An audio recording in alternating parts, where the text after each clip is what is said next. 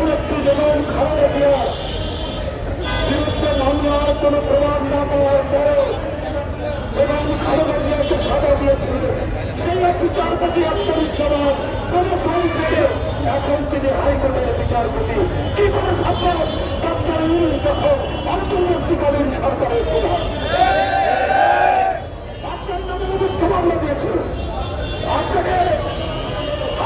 আপনাকে judge court building এর নিচতলা থেকে 6তলা 7তলা 8তলা পর্যন্ত হাতিয়ে নিয়ে ফেলেছিল। আপনার তো অত্যাচারের স্বাদ কি হতে পারে এটা তো আপনারা জানেন, আপনি জানেন।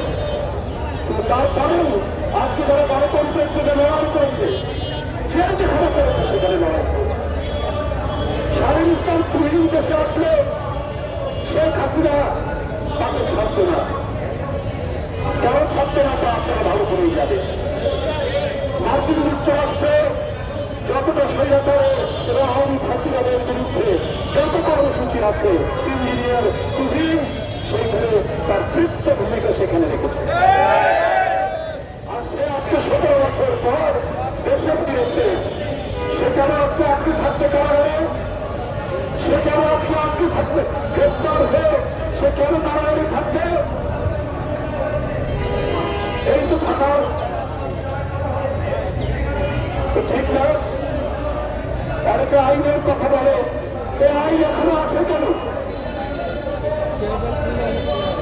যে কারণ আমি সাদা হলে সে সারেন্ডার করে কারাগারে থাকতে হবে। এটা তো রাজনৈতিক মামলা, এটা তো প্রতিহিংসামূলক মামলা, এটা তো আত্মসার মামলা। এখানে যে আইন, এই আইন এই অন্তর্বর্তীকালীন সরকার সেই আইন তুলে দেন না কেন? এটা মানুষ তৈরি আইন, মানুষ তৈরি আইন তো সংশোধন হতে পারে। এটা কেন থাকবে? যারা 15 বছর 16 বছর নিজের মা থেকে নিজের বাবা থেকে বিচ্ছিন্ন যারা ছিল, যারা আসতে পারেনি, তারা এসে আমার কারাগারে আমার বিরোধের মধ্যে মাননীয় প্রধান উপদেষ্টা। আজকে মানুষ কিন্তু নানা কথা বলছে, নানা কথা ভাবছে। দর্শকদেরকে দুধ কলা দিয়ে পোষা হচ্ছে এবং তারা হয়তো আপনার সরকারকে নানাভাবে বোঝাচ্ছে। বিএনপির বিরুদ্ধে আপনার সরকারকে নানাভাবে বোঝাচ্ছে, যেদেরকে বাঁধতে দেওয়া যাবে না, এদেরকে নানাভাবে দমিয়ে রাখতে হবে।